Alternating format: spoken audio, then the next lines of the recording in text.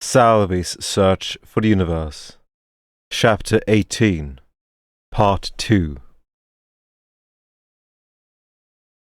Salvi flew into the cell, skidded and stopped, with legs over her head and tail in her face.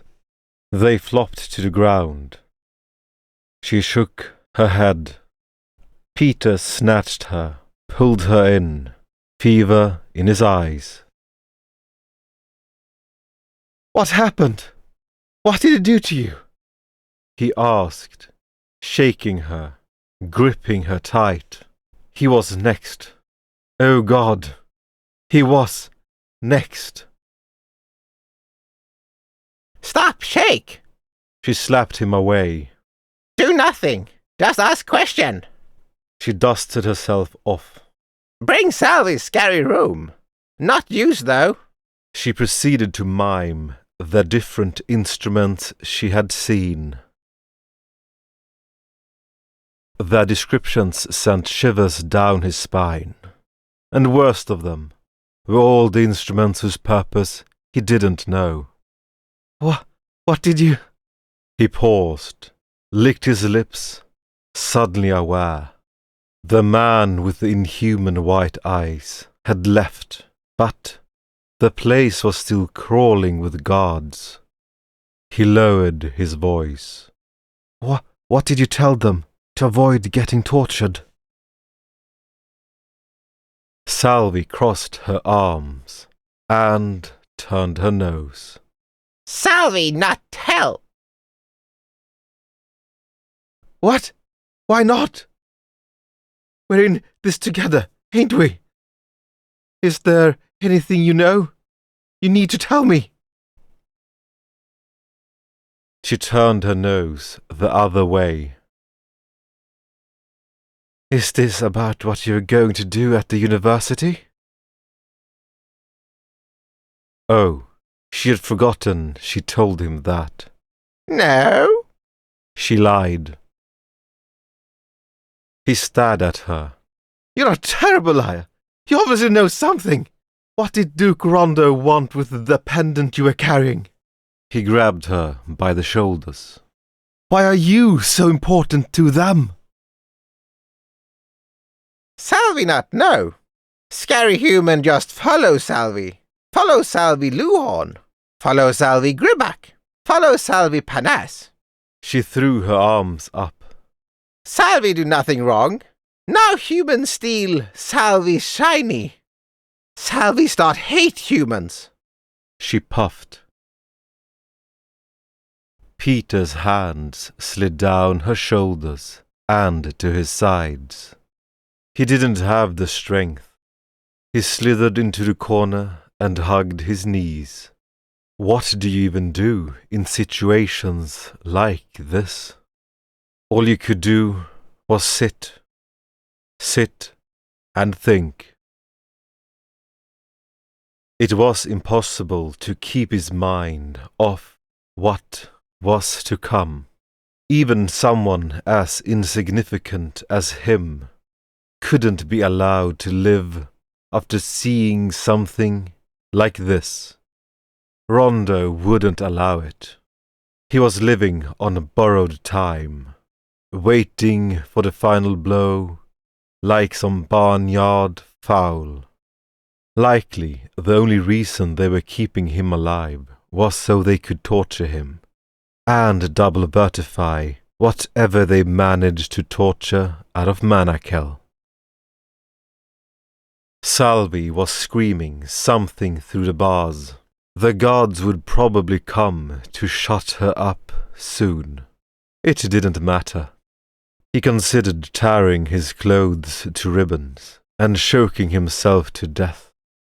He was dead anyway, might as well be by his own hands. He stared at him, gripped his shirt, but could not muster the strength to tear it apart. They fell limp to the cobbles.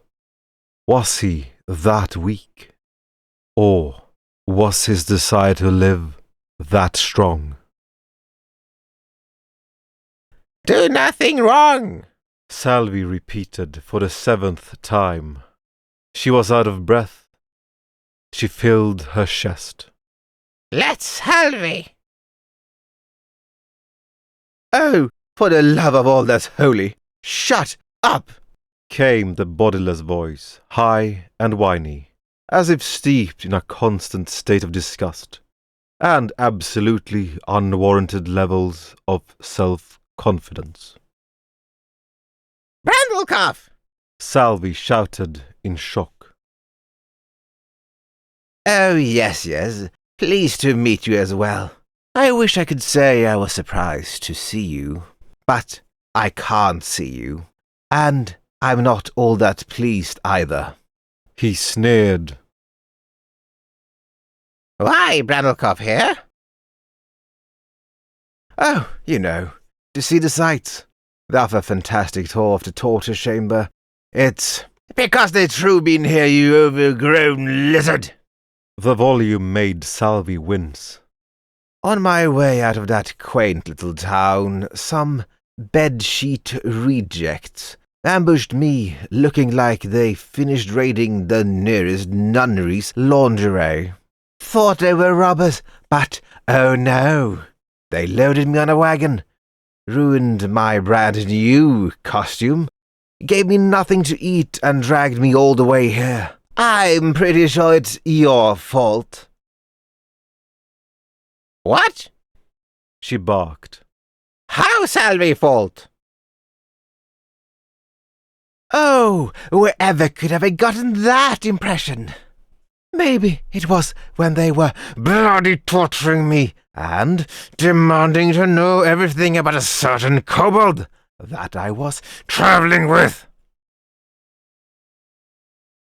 Salvi could hear him panting and huffing, all the way from her cell. What went with Salvi? What's Salvi do? That's what I like to know, you mushbrain. Because of you, I've been thrown on a cliff, stranded in the wilderness, nearly died after eating grubs you fed me, then kidnapped. And now I'm stuck in this god-forsaken dungeon because some crusty bastard with an unchecked priapism for usurpation thinks I'm in the way for his grand ambition to become the greatest prick in this land. And it's all your fault. Not Salvi's fault.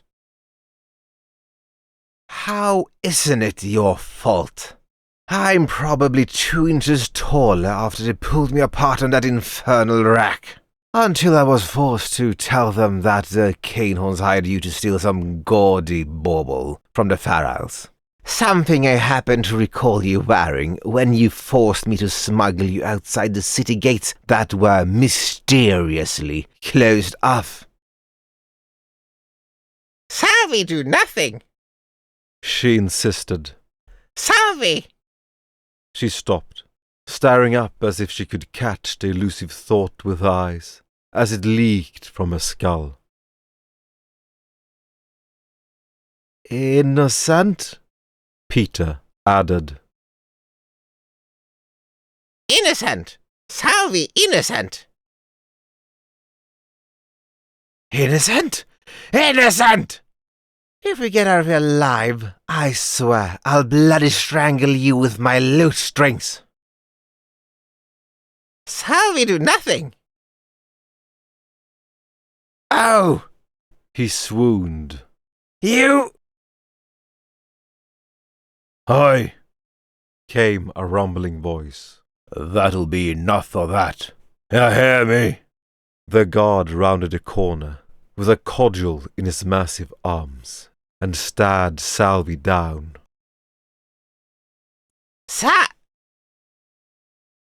He kicked at the bars. Salvi straightened like a schoolgirl. I'll let you have your little shot.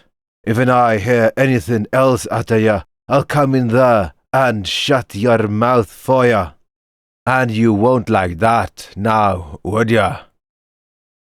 He leaned in, foot against the bars, and glared murder at Salvi. She nodded.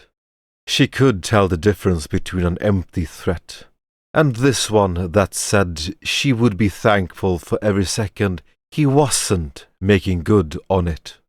Slowly, he retracted his leg, hammering his point until it was driven straight through, then left.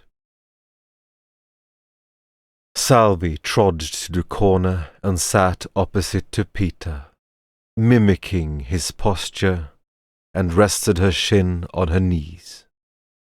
It wasn't 5 seconds before she was bored. Minutes went by, then hours. The white-eyed man never did come back to torture Peter, but just left him in suspense.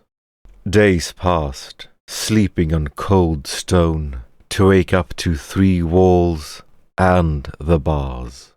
Salvi was catatonic, only rising to eat the slop they were served, which was never enough. Days became weeks. Peter awoke from troubled dreams to the soothing arms of pitch darkness. Slithering, slimy, something squishy and gooey abseiled his wrist. He reeled, lashing out with his arm, and heard something splat against a wall. He wiped his arm on his leg. His body was weak, malnutritioned, and laden with rashes from sitting in his own squalor. It hit him then. His fate. Dark, dark like these dungeons. He gripped his shoulders as suffocating anxiety squeezed him. The air was thick, humid, and fecal. He stumbled on hands and knees, sucked desperately at the mouth of the ventilation shaft for even the spectre of fresh air.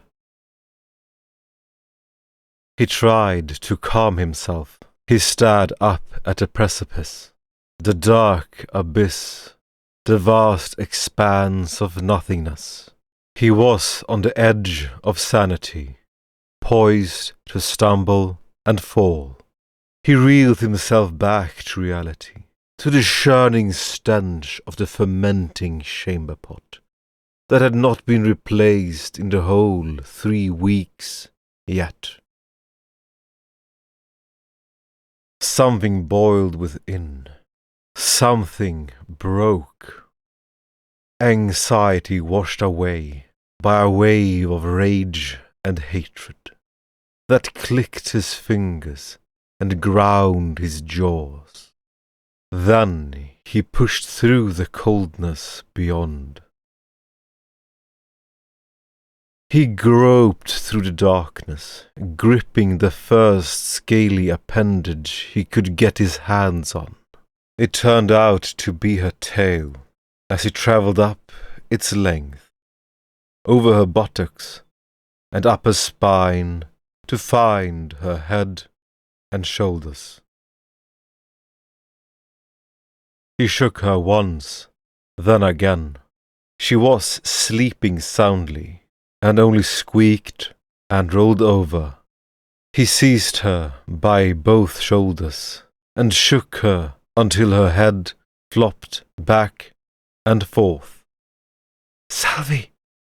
Salvi!" he whispered. Salvi groaned and slapped him away angrily in her groggy haze. They hadn't talked in days, so they were hardly on friendly terms.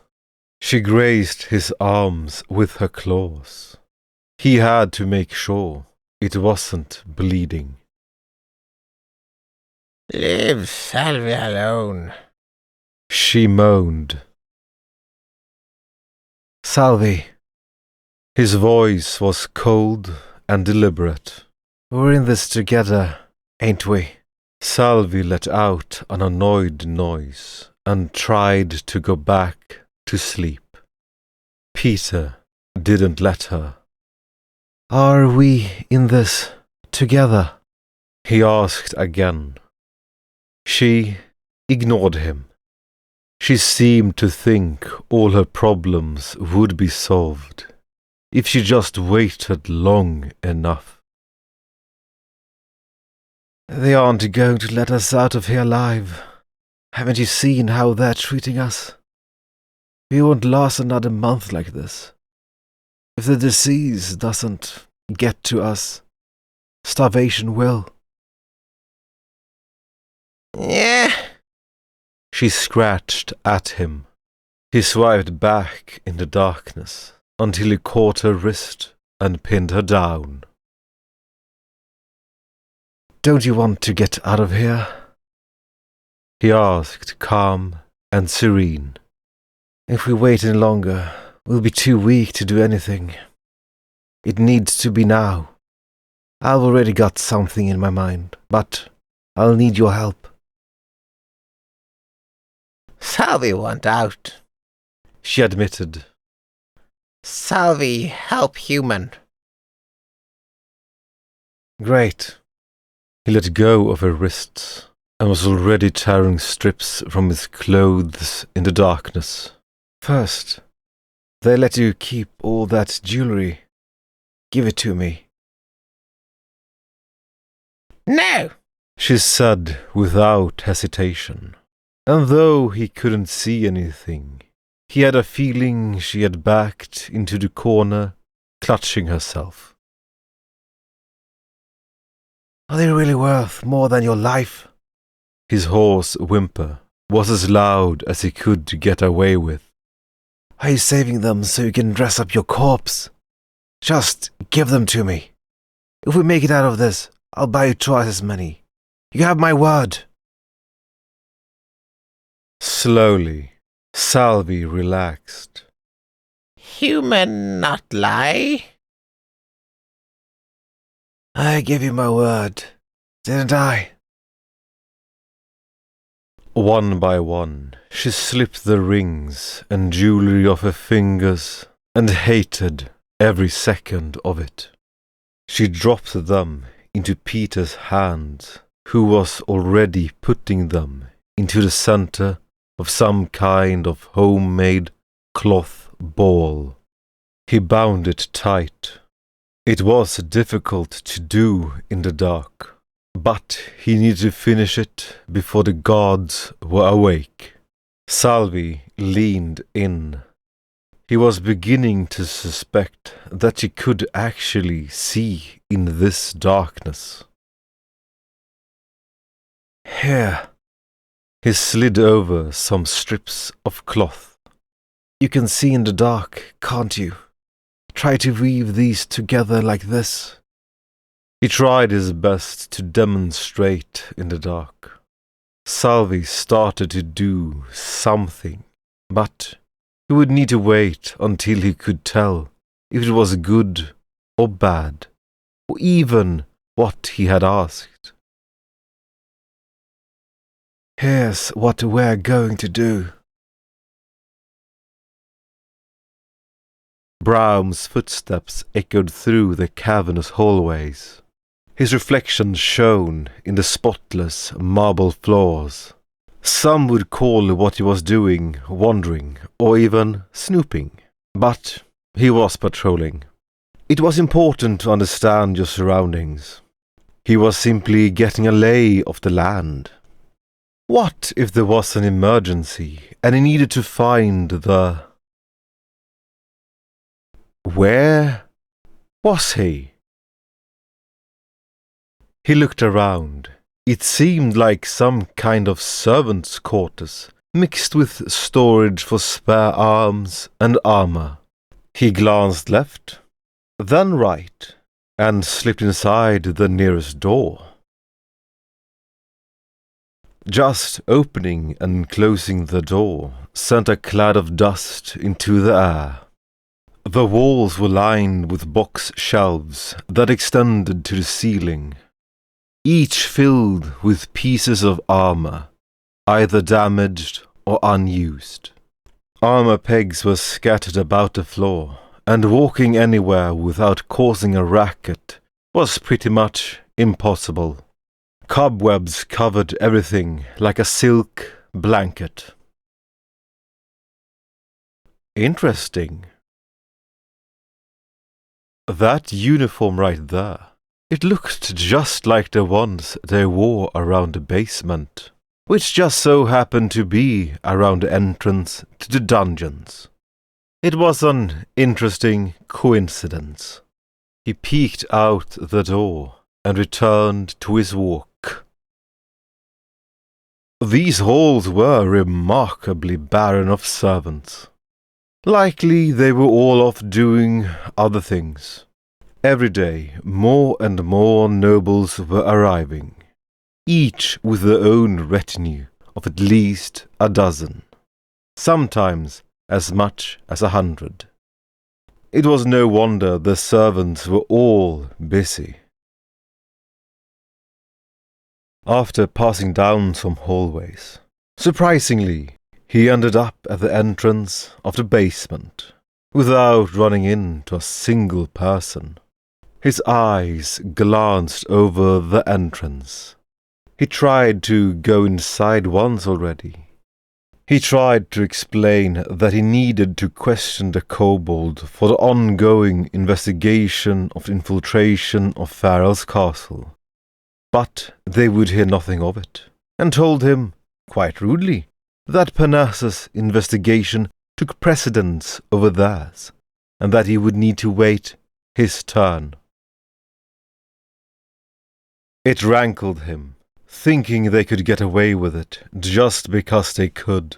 All he wanted was some answers, and while he slept in his comfortable bed, and rising to eat his lavish meals, he couldn't help but wonder what it was like being stuck in the dungeons.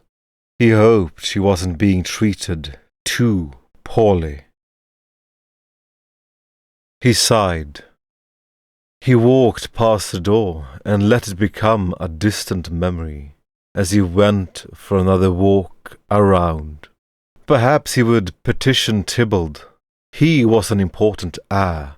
Surely he must hold some sway around here, and he would definitely agree with it. It was for the good of Luhorn, after all. But no matter how much he pictured it, he could not imagine the warden letting him pass. All he wanted were answers. "Are you ready, Salvi?" Peter whispered back to the wall. Salvi nodded. Peter's mysteriously shrunken attire had gone hitherto unnoticed. They suspected nothing, and now the time he was waiting for had arrived. He hadn't been simply wallowing in the swamps of his sorrow for 3 weeks. He had been observing, planning, and though he had only now worked up the courage and determination to set his plan into motion. It was risky, borderline insane, but it was all he had. Right now the gods were at their lightest. The old gods would leave up the stairs, and the replacement would come down, but there was always a delay. Not only that, but right now, if he was correct, the god nearest to them was the skinniest, scrawniest rat of them all. He clutched the bundle of woven rags in his hand and signalled to Salvi. She knelt down and flicked something through the bars. She gripped the iron bars and let out an ear-piercing scream. "What in the goddamn?" shouted Brandalkoff, who fell meek and silent, as heavy boots suddenly pounded around the corner. The god's wicked face was stretched taut with an angry scowl that seemed to reach his shin and travel beyond. What? Salvi screamed in frustration, reaching her hands through the bars, grasping desperately at the ground.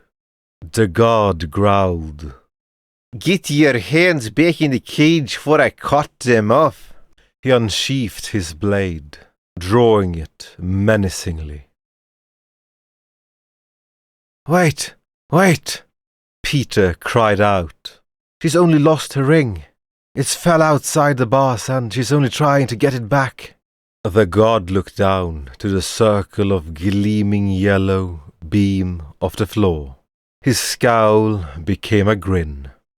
Could you give it back to her, please? Give it back? The god barked in genuine amusement. He approached, practically ran, and stomped on Salvi's hand. She squealed and pulled it back into the cage. The god bent down and picked up the golden ring, rolling it anticipatingly between his thumb and forefinger. He pressed his face into the bars. You know, the only reason we haven't stripped those goodies off of ya is 'cause we was promised we'd get him once you're dead. But thank ya for the advance. He tiptoed towards Salvi, as if to propose a toast, and chuckled. He turned. Peter leaped ahead, shoved his hands through the bars. He couldn't reach. He opened his hand. The braided cord unfurled out from his palm. Here it was. Peter gritted his teeth and swung the cord. It flew, streaking, caught the man's neck and swung around, carried by the weight of Salvi's bundle of jewelry, tied at the end. Peter caught it and pulled. The god's shout was cut off, reeling. His head smashed against the iron bars as Peter yanked him back with all his might. The god's eyes bulged. He reached for his sword and drew it. Shit! Peter screamed. Salvi grabbed his arm before he could slash and bit it hard. He dropped the blade and flailed like a centipede on a hot plate. He grabbed at his neck, frothing, choking, curling as he danced the hangman's jig on the cold dungeon floor. His body went limp and lifeless. Salvi grabbed the keys off the body and unlocked the door with trembling hands. It swung open. The body flopped to the side. They rushed out. Salvi grasped for her ring. Leave it! Peter hissed and pulled her along. Branelkoff stared in disbelief as he watched them dash into the corridors. This was all or nothing. If they were lucky, no one heard and they could sneak. Already someone shouted, screaming at the top of his lungs, and drawing his sword. Peter ran, heart pumping, arms flailing. He could get away. If he got to the top of the stairs, he could dash into the hallways. If he made it to the first stairwell, he could make it into the guest quarters. He didn't need to escape them. He only needed to reach someone else. He needed to reach not friends, but allies. After the summons, House Denke and House Devon should be in the royal quarters. With his information, they would protect him. They wanted themselves on the throne, not Rondo. And Rondo wouldn't dare attack two powerful noble houses, let alone ones with royal blood. He knew those quarters better than those crag-headed guards ever could. All he needed to do was to get up those stairs. He rounded the corner. The corridors were short and straightforward, and after 2 turns he could see the staircase. It was unguarded, as predicted. Already he was exhausted. His body was frail and malnutritioned, but his veins were filled with adrenaline. Salvi rushed ahead of him and vanished up the staircase. He heard 2 sets of feet charging behind him. He was keeping pace, and unarmored, he would have the advantage up the stairs. He hit the first step, climbed with all his might, every muscle burning and screaming. He was halfway up, and he made it just in time to see Salvi get tackled at the top of the stairwell. He slowed and stopped. Yes, there were guards stationed at the top as well. Some part of him broke, and he laughed, letting out 2 trembling chuckles, before he felt his body pounded against the sharp edges of the hard stone steps, bruising him to the bone. Then everything went black.